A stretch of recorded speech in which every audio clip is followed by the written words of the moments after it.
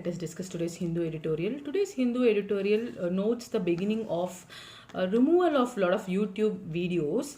For example, around 45 videos that belong to 10 channels were requested for removal from the Information and Broadcasting Ministry of India, stating they are having hate content which may ignite religious clashes between people of the country. So that was the reason stated, and they are being asked to remove from YouTube.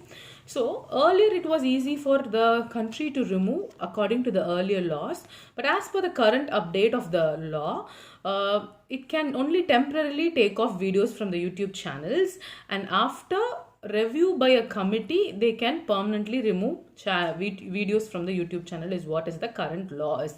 So this particular committee meets once in 2 months, but we are not very sure if they regularly meet up or what, or follow up. The status is all is under the hands of the government, and it is under cover. It is not completely revealed. So India is one among the companies that regularly requests for removal of certain videos in the online platform.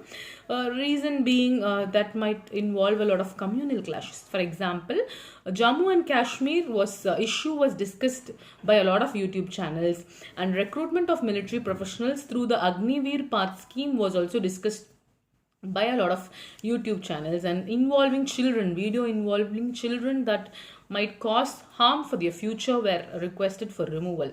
So things like that has been happening, and we were successfully removing content from the online streaming.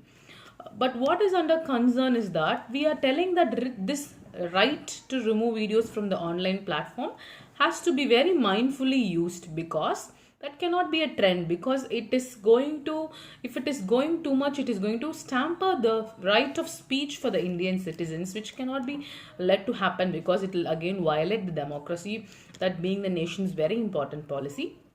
So this right, it is good to use to promote good online healthy atmosphere in the online browsing session.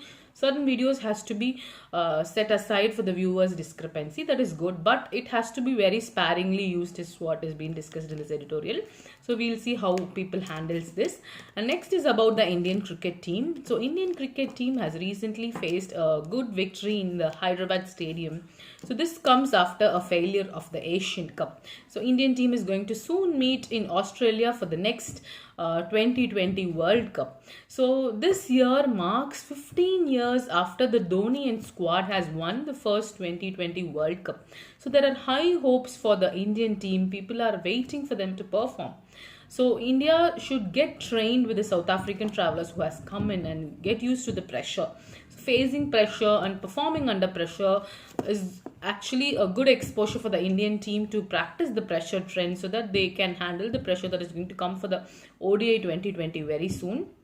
So we hope the skipper and the coach guides the team properly, and they bring in a strategy before they could meet the ODI 2020 in Australia. So it is very important for the captain and the coach to strategize the team and understand the strength and weakness of each bowler, batsman and all-rounders, and use them according to the situation and the country they are going to face. So doing smart work is of utmost importance here, rather than only being training without knowing your opponent. You should understand your opponent, analyze their strength and weakness, and then based on that you should have a game plan, is what is going to help India in the long run, is what has been discussed in the editorial. So we'll wait and see what happens. Thank you.